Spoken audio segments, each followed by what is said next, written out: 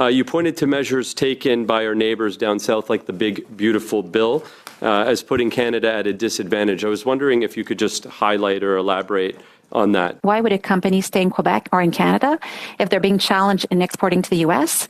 And when they do look at the Quebec or Canadian market, they don't necessarily have access to public procurement because we don't have criteria in place that favor local content or service companies that do employ people here. With President Trump, we don't have a lot of influence on what he will do, but one thing that the Canadian government could and should do is make sure that we have access to public procurement, so we have contracts, and we have access to the labor we need. And when we look at the defense industry and the investments that are being made, we want to make sure, as Melanie just mentioned, that Quebec does benefit from these investments that will be made, and not just benefiting, but making sure that they go in the right sectors and subsectors so that we can develop our supply chain for now and for the years to come. The FCCQ's own survey shows that over 70% of respondents feel poorly prepared to seize defense opportunities. Just wondering if from the ground, if you feel that there's enough detail in the defense procurement strategy for SMEs to understand the process, or do you find it overly complex? I think there will be a lot of work to be done by the government, by economic associations like ours, by the network of chambers across Quebec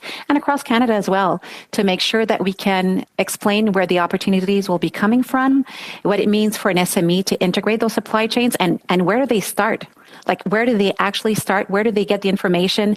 Where are the contracts coming from and how they can conform? Partout ailleurs dans le monde, quand on regarde les Américains, quand on regarde les Français, l'industrie et la défense travaillent ensemble dès le départ.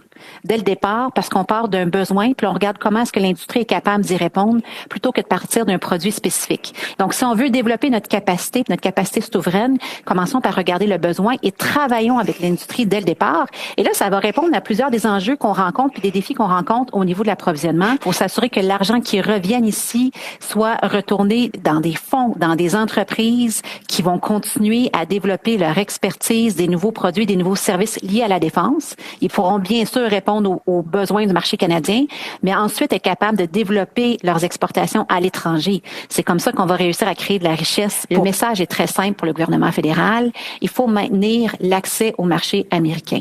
Il faut prioriser nos relations avec le gouvernement américain pour s'assurer de maintenir cet accès-là au marché. Ce qui est fait au Canada sera important, mais ça sera d'autant plus important de s'assurer que nos entreprises bénéficient des investissements qui seront faits aux États-Unis.